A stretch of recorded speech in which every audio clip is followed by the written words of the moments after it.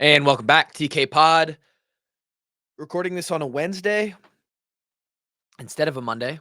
So it's coming out immediately after I record. And yeah, we got a couple updates today, couple new things to talk about. So obviously CrossFit Open starts this week.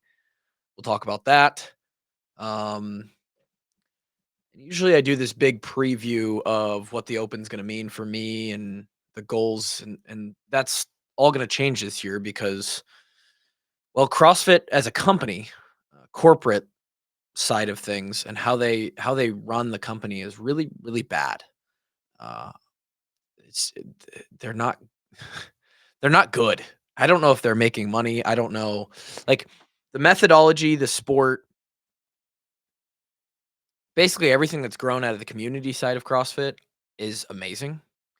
The corporate side, how they run the season, everything else outside of a few individuals who still work for the company from the OG days of CrossFit is just not good. So we'll go over that, and I'll try to walk you through quickly what my goals are. Again, we talked a little bit about my competitive CrossFit goals as it stands now, going on 31 years old this year, and from a macro level. Excuse me. We'll talk about some more of that here. Also, uh, we're going to start this podcast off with a little bit of a. Well, here's a recommendation to start the podcast. Drink your water. Because I just realized, standing down here at the desk in the office that I don't have my water bottle with me right now. It is 9:51 in the morning as I'm recording this. I don't remember drinking any water when I woke up this morning. I think it's been woke up about 5:50, so we've been awake for 4 hours, we've had 0 water. So that's gonna go well. The rest of the day is gonna go really well because of that. I have had eggs, I had a low-calorie latte coffee, some decent amount of almond milk, but, like, I haven't had water, so that's really good for me, healthy. I can already feel the headache slash, lack of energy and hydration in my workout later. Um, Yesterday, brother was in town. My brother Zach decided to come out and work out with me, and it was a fun lesson slash, uh, perspective shift on for those of us who are really into routines. Specifically myself, I follow a training program. I look in an app. I offer a training program. The Walk on Health and Performance. The daily TKG training, as it's still branded right now. If you're a part of that app, but eventually will be just the Walk on Health and Performance daily programming that I put out. Same thing. I just follow slightly more crazy CrossFit specific competitive workouts. I get in the same app every day. We do a lot of the same programming. It's progression based. Your routine. You're in your you got your habits and everything ingrained. You know when you train, sort of how the week is laid out as far as what movements you're hitting early on in the week and what movements you're hitting later in the week, where the conditioning days are, all this stuff. And that's what a training plan looks like when you've got goals and you're kind of working towards something. And that's great. 99% of that is great. Um, and for most people, that should be the goal, right? Because we most people are probably on the side of undisciplined. They're lacking a routine. They need more pattern. They need more consistency in their training regimen. But for some, myself included, when you're so bought in, I mean, we've been doing CrossFit, pure CrossFit for um 4 years, 5 years at this point. I would say the last time I did an extended period of a different training style would have been during COVID, like right when the pandemic hit. Everybody was home from work, and I probably for a 3 to 6 month period did what I would call like at home minimalist training with just dumbbells, running, Maybe occasionally I was using like a medicine ball or what did I have at the time? I might have had a bike at the time. I think I had an Echo bike at the time. Very few, no machines, very few weights available, just a couple dumbbells, a bike, the ability to run outside, and I was doing a lot of body weight stuff, right? A lot of body weight and dumbbell stuff, high volume, circuit. Um, I remember a lot of the stuff I was doing was like I would just grab a plate, like a 45-pound plate, and walk up and down the stairs. I used to live in a 3-level townhouse, and I'd just walk from the bottom of the stairs all the way to the top and back down. I would run up the stairs. Like I would, we were using everything we could in the pandemic era. And that's the last time that for an extended amount of time, I was doing a different style of training. Since the fall of 2020 or certainly the spring of 2021, so over 4 years now, I've been doing dedicated CrossFit programming. And you get kind of stuck in that, I think. I think, there's a lot of people out there who are, you may be if you're one of those people who is consistent, you've got a routine.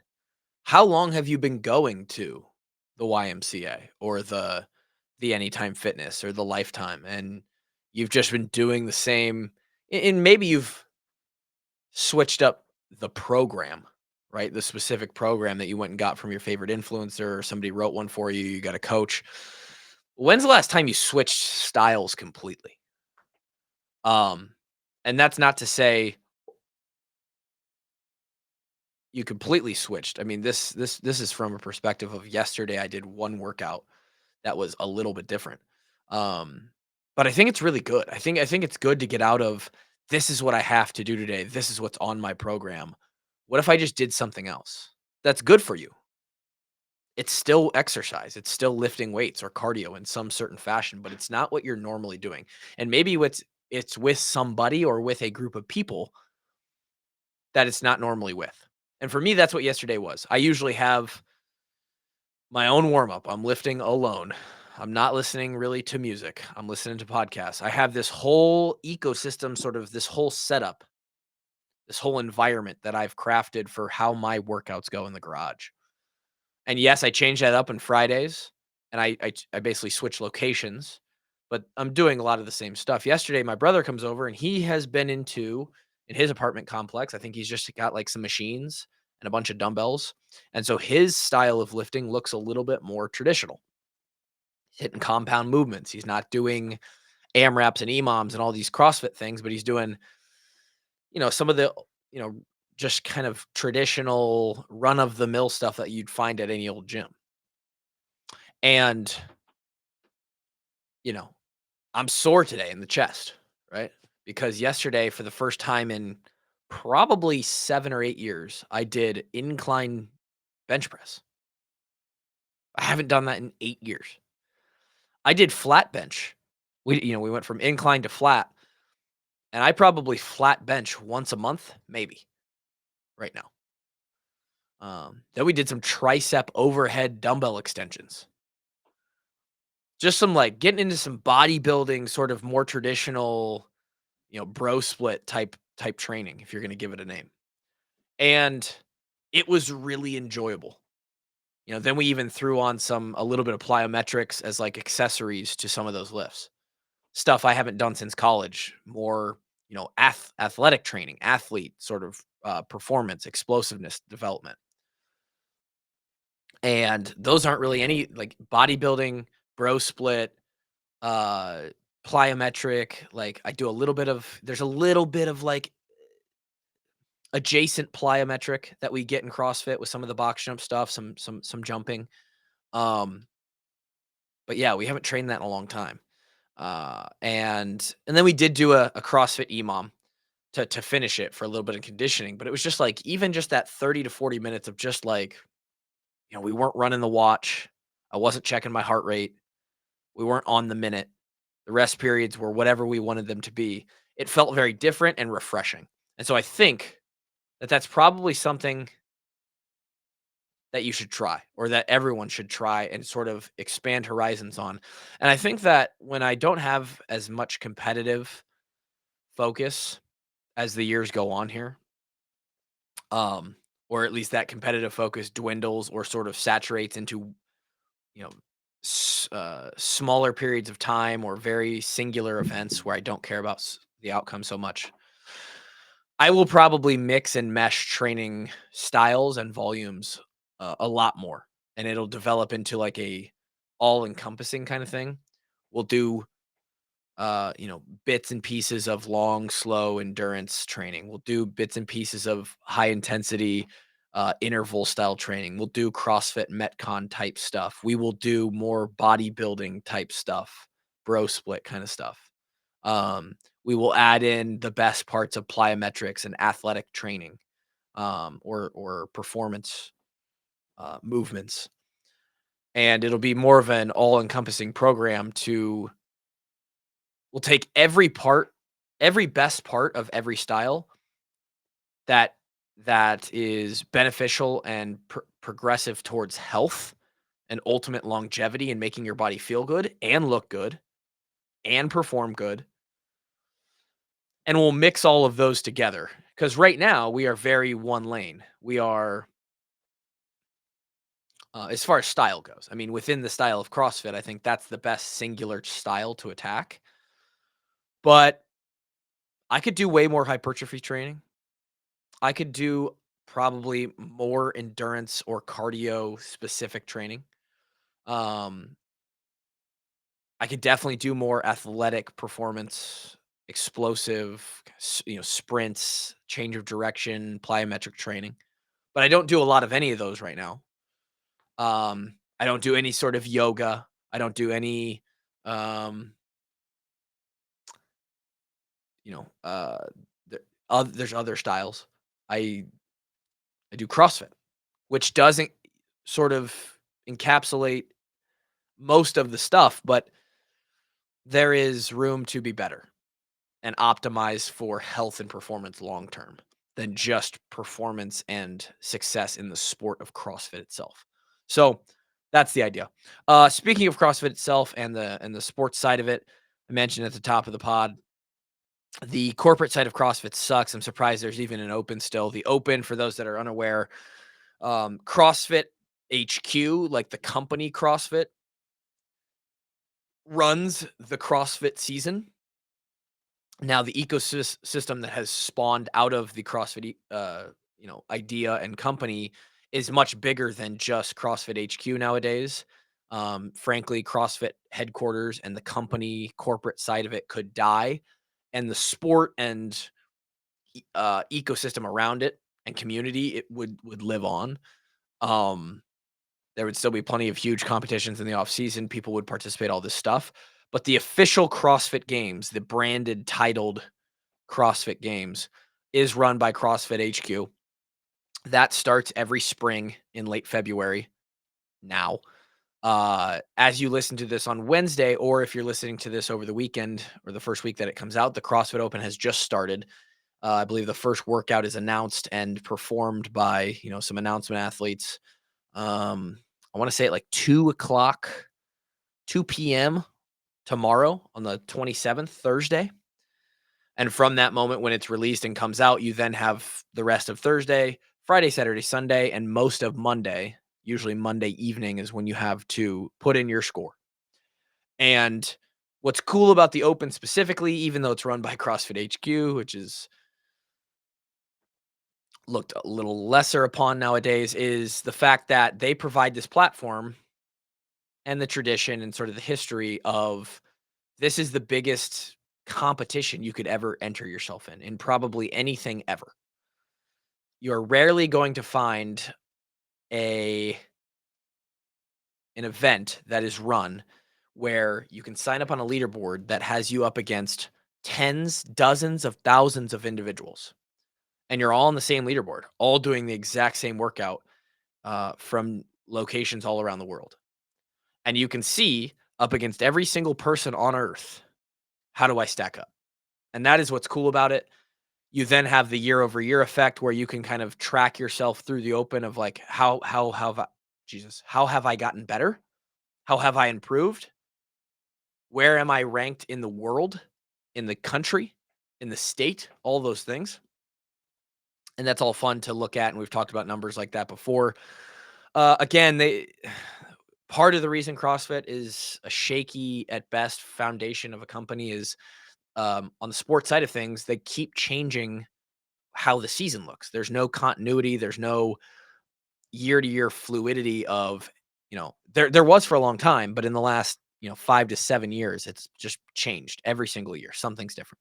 For the last 4 years, it actually looked somewhat similar. There were some uh, arms to the season that looked a little bit different, but for the last 4 years, it was pretty simple. They had something going that I thought was pretty good, and that was everybody does this first open stage.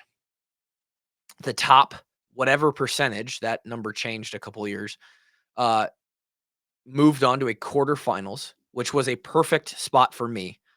10% top 10%. So you were getting 300,000 people signed up in the open every year. Top 30,000 split between men and women. So about the top 15,000 men and women qualified for the quarterfinals. Half of those people usually signed up. So now you're looking at the top 7,000 ish men in the world would compete in the quarterfinals. And out of that number, you had I don't know, 7 or 8 regions that then took the top 60, right? So you're taking the top 3 to 400 athletes to the semifinals out of 7,000. So you're almost taking, oh, 1% of the top 1%. So it kind of filters nicely and is equal level of saturation or cutting to the next level. And then from those individual semifinals, groups of 40 to 60 athletes, then you're taking, again, about the top 1% from each one of those. About 3 to 5 individuals made the games. And that sort of seemed like a great system. Now, the quarterfinals has been completely cut out again. It's back to a 3-stage season.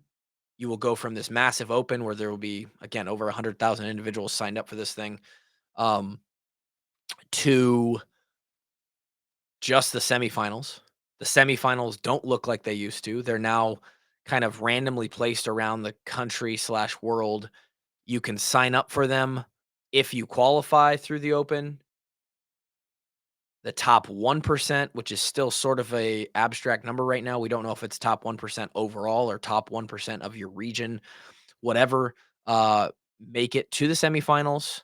Only so many spots get to go to the in-person. If you don't get a spot at an in-person, you can then do the online qualifying semifinals, which are still in your gym. Couple people will make it out of there to the games, and then the next stage is the games in August, which has also been cut by numbers. Um, so I don't know how much I care about this. Again, there's a lot of mumbo jumbo. I just talked about that. Makes this season a whole lot different. Tons of people are not signing up for the open or not interested in participating in a lot of the CrossFit stuff or giving their $20 for open sign up over to CrossFit HQ just because of where the sport and the company's at right now. Um, they had a guy die last year at the games. That turned a lot of people off. A lot of the pro athletes are saying they're not doing it, which is influencing others down the line. And there's going to be a very small number relative to total open signups, which is going to then decrease that 1% number. If we're lucky, I think there will be 100,000 men that sign up. I think that 1% is just total. So you're going to get 1,000 guys who make the top 1% around the world. That's pretty elite. If you're the top 1,000 in anything in the world out of 8 billion people, now sure, not all 8 billion are doing this, but the ones who even have a chance to be in the top are. So you can assume that you're you're pretty much, they're finding the right people.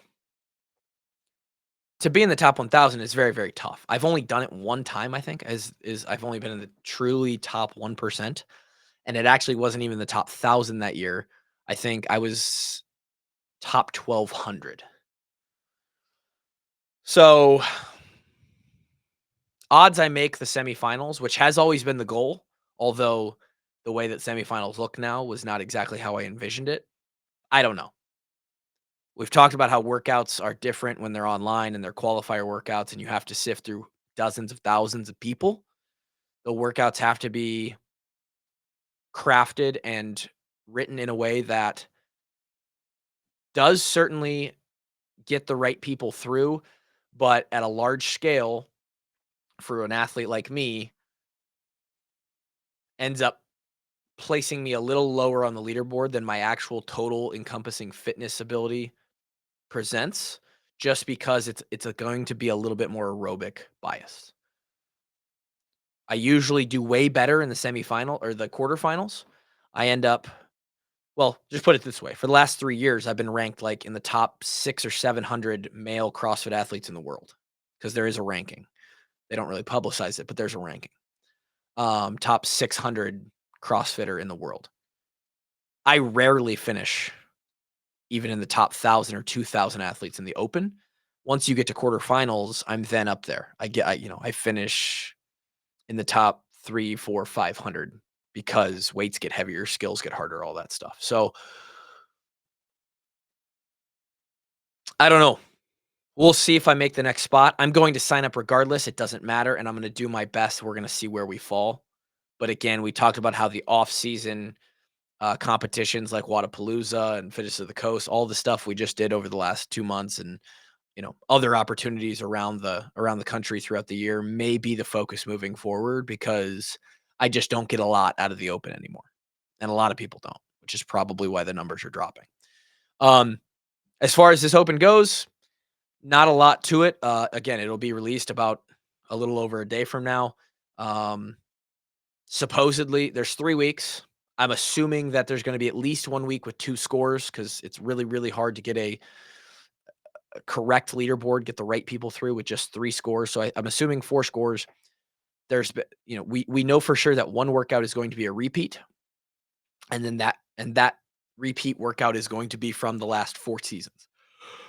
Um, so in the last 4 years, there's been, I don't know, 12 or 15 open workouts. It's going to be one of those. I don't know if it's going to be week 1 this year or week 2 or week 3. I'm not sure. Um, there's a lot of workouts that are good for me in the last 4 years. There's a lot of workouts that weren't great for me in the last 3 years, 3 or 4 years. So we'll see. Again, gonna do my best. We'll see what happens. And I will update you guys next week. By the time you guys hear me again, we will be our week 1 score will be in, and we will be looking at week 2, and we'll have already a pretty decent idea of what my odds are of being in the top 1%. So um, the one thing that might save me there is if they force everyone that wants to be part of that top 1% to be video qualified. You have to have a video and it be public, and you will be, trial by fire with the public opinion of, did you do all your reps? Did you cheat? Did you actually lift the right weight? All that stuff. I might have a chance there because I think in the open, a lot of people just put in scores, and um, there's some nuance to this, but we'll see. As far as anything else goes, it is getting warm. For a while there, a couple weeks there, it was like there was a week 2 weeks ago where here in Iowa it was negative degrees for like 5 days straight. It never got above negative or 0. This week we're rocking like 50s. I think we might even touch 60 today. 54 today, but I think it's been close. So spring it's trying. It's trying to come, and that's why and what that means is basically disc golf is coming. Very excited. Again, I still have like 3 or 4 new discs that I haven't really thrown. Um, our bag is like what I would call we'd like to buy 1 or 2 more discs to really like put our whole bag together and give me all the kind of discs that I need to like go and attack a course. Um, and again, I think this is the year that I'm going to try and slide in a tournament or 2 on the disc golf side of things and try and be competitive there. So we'll see. It's getting nicer. The Open's here. Hope you have a great week. Talk to you then.